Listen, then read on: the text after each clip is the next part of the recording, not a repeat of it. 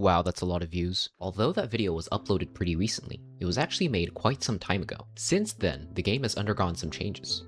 Mainly, new blocks have been added, but above all, looking back on my storage system reveals some questionable design choices. I finally have an opportunity to actually build and use a storage system on a survival world.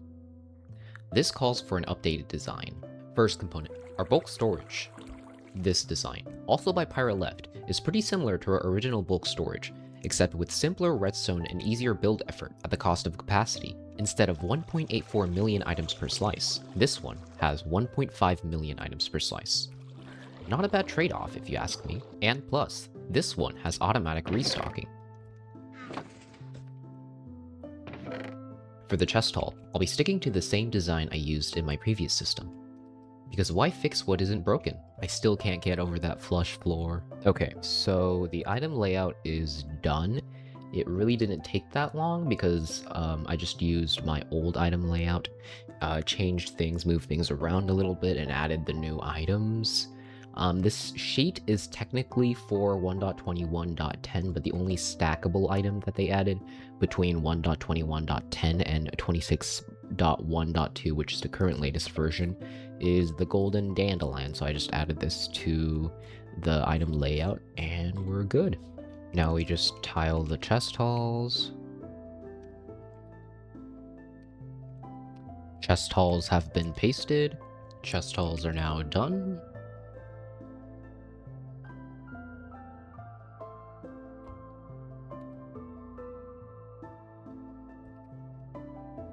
Now to configure the bulk storage. First, we need to extend this storage because it's only 24 slices, and we need like 60. Now I've also finished the bulk storage system. Box loaders are down here, and all the box sorters up there are also assigned. Fixed up the water streams, fixed up the rails. Oh yeah, for the overflow, I decided to just burn the boxes because if you have more boxes than these chests can hold, then like, yeah, just burn them at that point. Now it's time to design all the other parts of a storage system. What's going on with those repeaters? I think I just found something else to fix, and that is now fixed. So the height of both the bulk storage system and the chest halls are 5 blocks. So when designing the entrance, like the central wing, I think I want to make a clearance of 5 blocks for both of these. I think what I want to do is make the aesthetic based on blackstone mainly and basalt, just like with my previous storage system, because I really like that aesthetic. Don't think I can fit a furnace array into here. Never mind, I can fit it in here. Okay, I think I've got the central area looking the way I wanted to. As you can see, I'm not the best at building. This was like an attempt at adding some detail, but I think the interior is actually looking pretty good. We have ender chests, utility blocks. This is the main input. This is the box input. These are the unstackable items. These are the overflow. We have a 6x shulker box loader to handle the overflow items. And then here we have a furnace array, a 32 furnace array that fits. So yeah, all that's left to do is just put this and those and that all together and we'll be on our way to be done.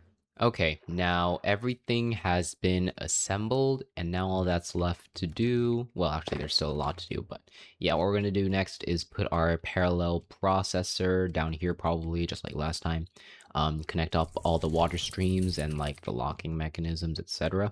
Yep, well, that took a while, but now the water streams are all connected up. So you start from the parallel item processor, and then you take its output, go up, and you first go through the bulk box loaders, because those are the items that are going to come through the most often.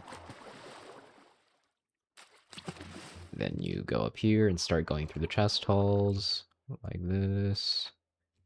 You turn around, and then at the top, go through here, and then you go down to this water stream, which goes goes, and then takes it upwards, and then we go here.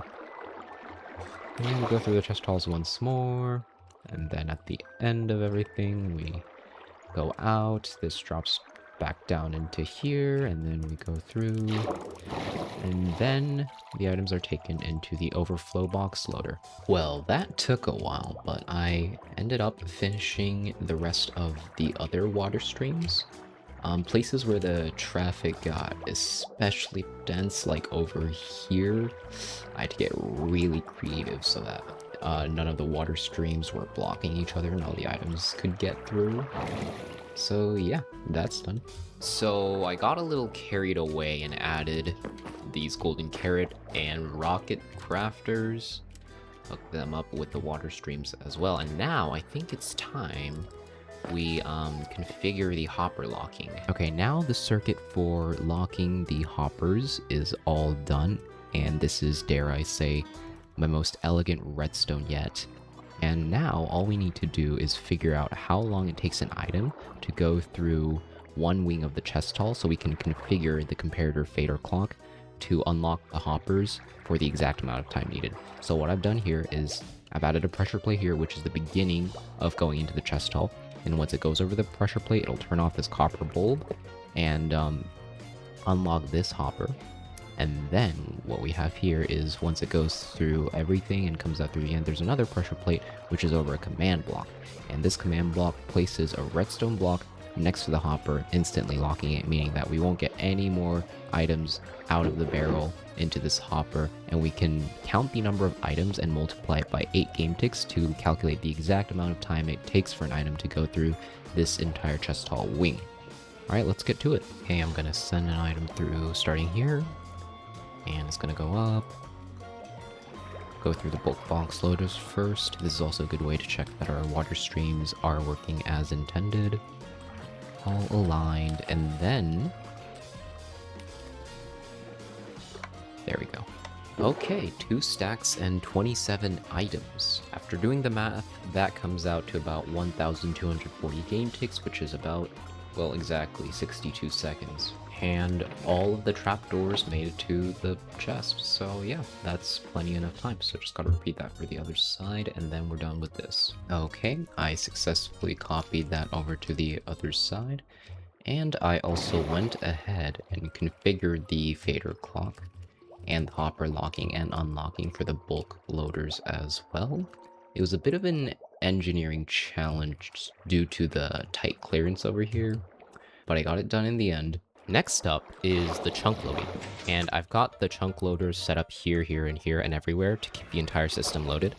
The way I think I'm going to do this is have 2 fader clocks, one short and one long, and the short one is going to activate as soon as items start coming out of the interface, and it's going to be active for the amount of time it takes for the boxes to start coming through, and then for the boxes to be processed and items to start coming out of the parallel processor.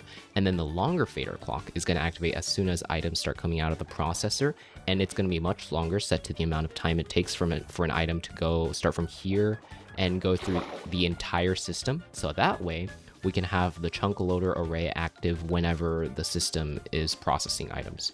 But also with the shorter fader clock, it means that the chunk loader array will activate as soon as items start coming out of the interface. So I have the same system setup that I used earlier to measure the time here. So we've got another command block that's going to place a redstone block next to the hopper.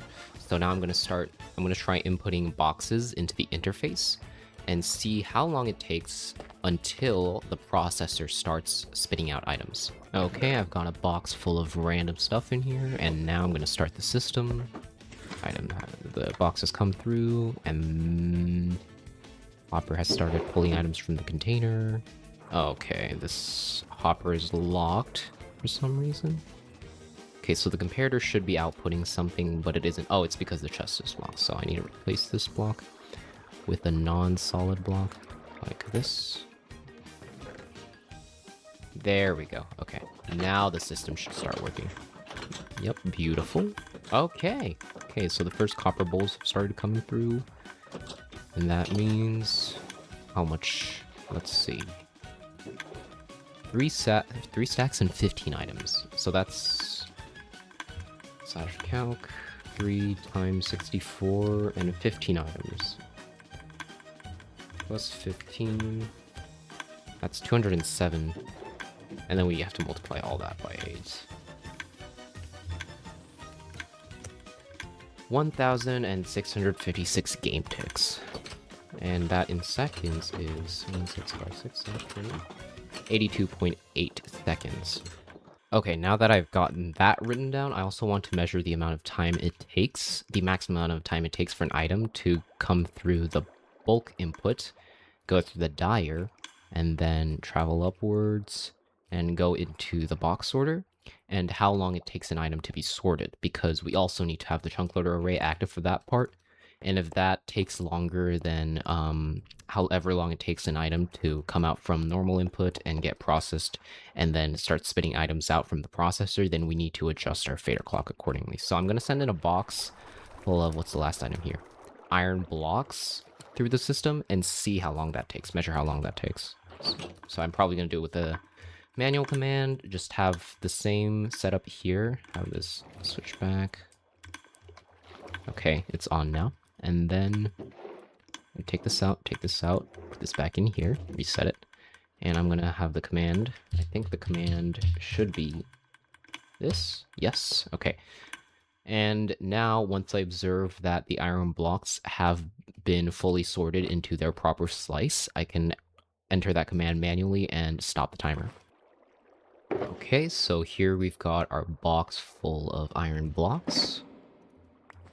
I'm going to input it into the system, start it. Item box should come out. Okay, it spit out the diet box, and now the timer has started. Come on. There we go. That actually didn't take long at all. And now if we check the contents of the barrel...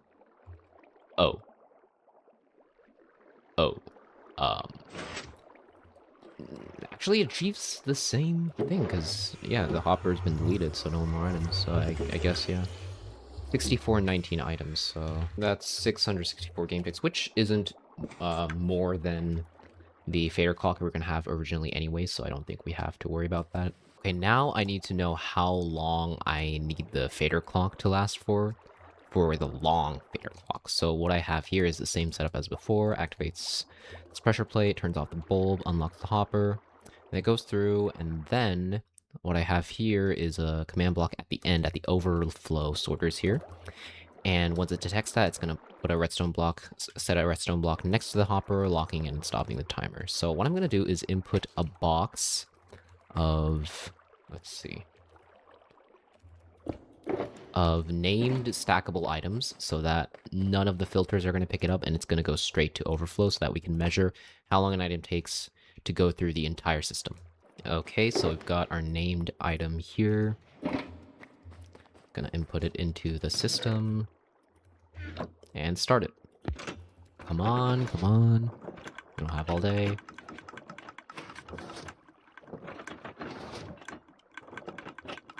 Okay, the first batch of items have started coming through. And there we go, the timer has started. Okay, the circuit is... Oh yeah, okay. Okay, the circuit blocks. Okay, we're gonna have to do it all over again. Okay. Yeah, that sucks. But, we just have to redesign this. So I've redesigned my redstone to no longer block the water stream. This should be good. Now all I gotta do is reset our timer.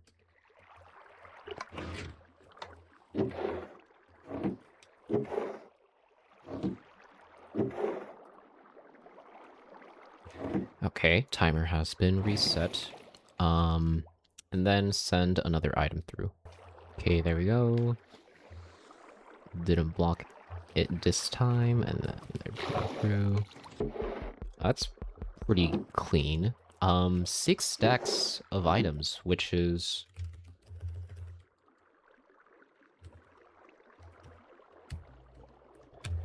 $3,072 game ticks.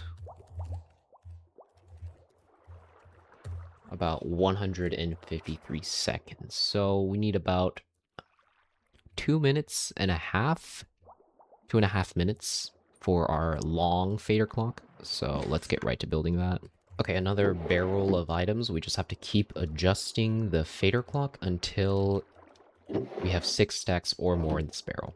And the advantage of this is we can use tick sprint to make this go by a lot faster. Okay, so that's a little under 7 stacks. I think that's as close as we're gonna get it. It's always good to have a little bit extra time. So yeah, it never hurts. So I guess that's the fader duration we're gonna go with. Okay, so the chunk loader arrays have been connected with this redstone line extended with repeaters. And so what I've done here is taken the signal from the shorter fader pulse extender. When the fader pulse extender is active, it pushes this piston down, activating this redstone, carrying the signal all the way over to here. And this is a bit of an OR gate, I'd say. And whenever either one of these repeaters are outputting a signal, it sends a redstone signal up here and turns off this torch and activates the chunk loading array. And then the signal gets taken to here where it deactivates this, turning on the torch, and that means the piston extends, and we can know when the chunk loader array is active by looking at the beacon beam's color. And with the longer fader pulse extender, we take an output here, take it, and then yeah, this is the other repeater. I think the only 2 things remaining for us to do is to figure out the shulker distribution system. So we have a shulker box crafter here, which goes into these chests, and we need to devise a system to distribute the boxes across the components that needed. I think it's going to be mainly the bulk storage with its box loaders down here, and then the interface, which also requires a supply of shulker boxes, and lastly these accessible shulker loaders for the unstackable sorter. And then after we figure out the shulker distribution system, we need to implement a way to pause the system and also checking the state of the storage system, such as, for example, here, when we don't have any more materials left to craft boxes, we should pause the system so that nothing goes wrong, nothing breaks because it runs out of shulker boxes. We also need to add like a button somewhere to pause the storage system. So this is the pause for the interface, so we need to pause the interface. We also need to pause this. I'm pretty sure it has a pause somewhere. I don't know how to find it.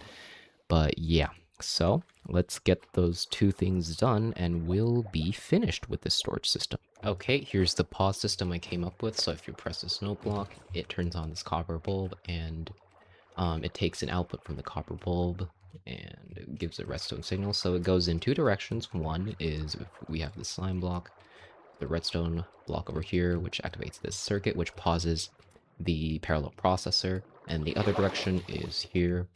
We have another slime block redstone, and it pauses the interface. Although, okay, wait, is that gonna interfere? Nope, it's not. Okay, thank God. Now, all I need to do is figure out multiple ways of activating the pause array. So right now it's only manual, but I also want to activate it automatically. For example, when we're out of shulker boxes, or when the buffer is full. So when the buffer is full, where is the buffer? Yep, here, when the buffer is full. So when this chest gives an output, I want to pause just the interface. All right, let's get to it. Okay, so what I've done here is add a bunch of pauses.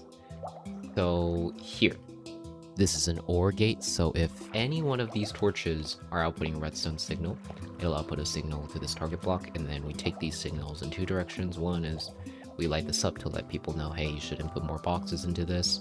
And then we take this redstone signal, we carry it across, and then we activate the pause here as well. And then what does this one do? Oh yeah, this one is for when the buffer is full. So whenever items come through and then fill up, and then it fills up to this chest, the comparator instantly reads that.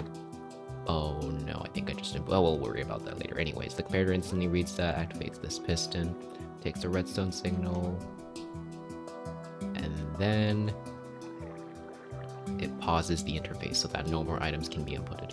And then it also lets people know by activating this redstone lamp that you should stop inputting boxes because the buffer is full. Okay, so I am done. Basically what I've done is combine the interface and accessible shulker loader into one shulker input.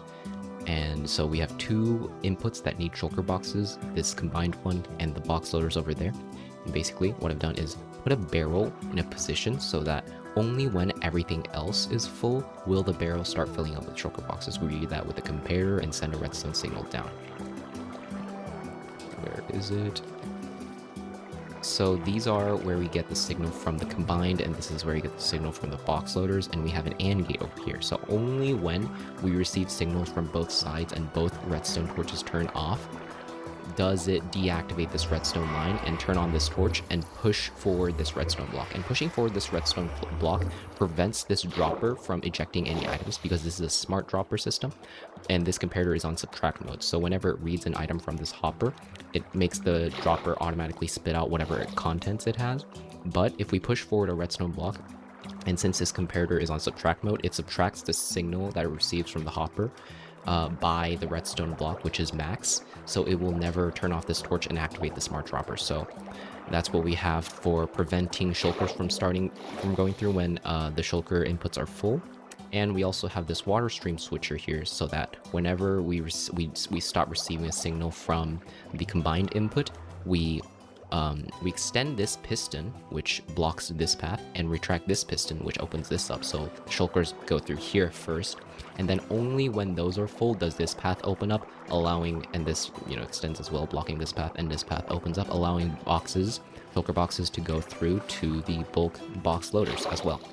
So yeah, I think that's everything completed. Now it's finally time to test our system. First, we need to fill the system up with boxes. Now we go into our copy of the world and start testing. It would be ideal if there were no mistakes made in the process, but there probably are a couple mistakes scattered here and there. So we input our item set into the system and observe carefully to look for things going wrong. Okay, we've got our Hermitcraft item set here. Paste that in. Paste that in. And now we start the system. Moment of truth.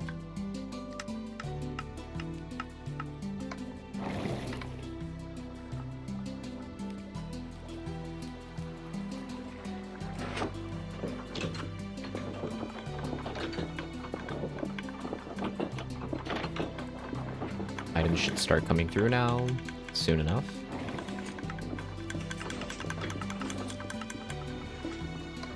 Chunk loading array should be active already. Yes, indeed. Let's check the chunk. Yep, the chunk loaders are active. I'm gonna jot down a list of the things that I need to fix in the original world so that I can go through them one by one and fix them in the original copy. I don't need to remember all of them. Honestly, it's pretty cool to see all the items going around in the water streams from the central hall. Oh, it also plays music to sort through them, I guess. Where is it playing from? Oh, there you are. Okay, so I should pick that up once it's done playing, right? This is interesting. I think it's charming.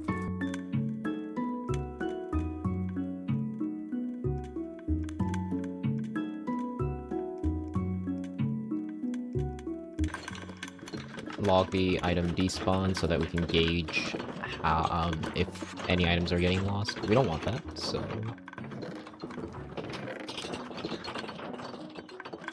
This thing's working hard. Okay, it's interesting how we have no oak logs, or like oak planks yet. That's, what are some common blocks? Maybe coal? Okay, yeah, coal. We should also be getting some things in overflow. Very nice. Why aren't those getting sorted into... I guess weapons aren't sorted in the unstackable sorter. Okay, so the parallel processor broke down partway through the test last time, and there were a couple things here and there that I wanted to fix, so I fixed those up and verified the schematic of the parallel processor once again. So now, let's run our second test. So the parallel unloader broke again during the second test, so I asked around in the Storage Tech Discord.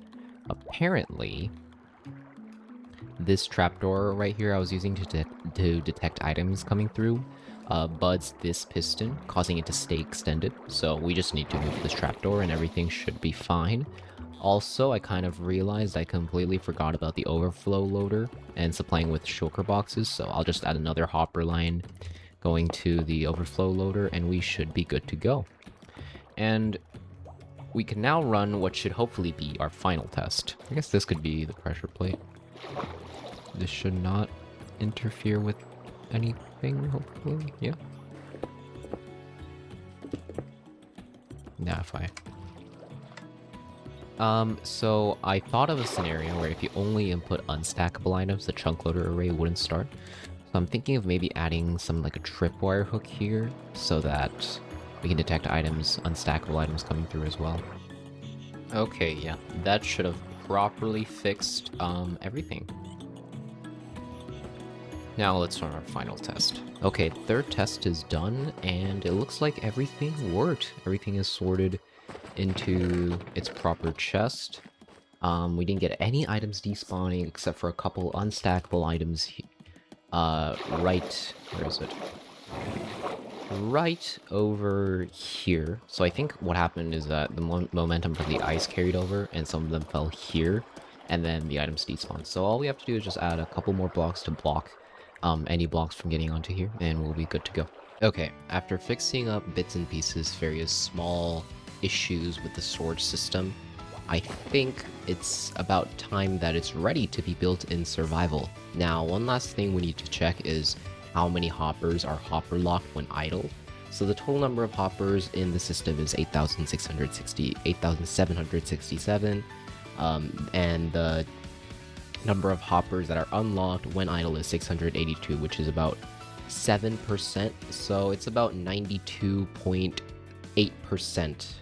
Yep, 92.8% hopper locked, which is less than the last version, but that's mainly because of this bulk storage. Our bulk storage is no longer fully hopper locked. I think it sacrifices some of the hopper locking in favor of simplicity, which isn't too bad. I don't think it'll be that much laggier. And with any exposed hoppers, we've covered up with composters to reduce the lag. So yeah, I'm gonna save this as a schematic and start gathering the materials to build this on our server.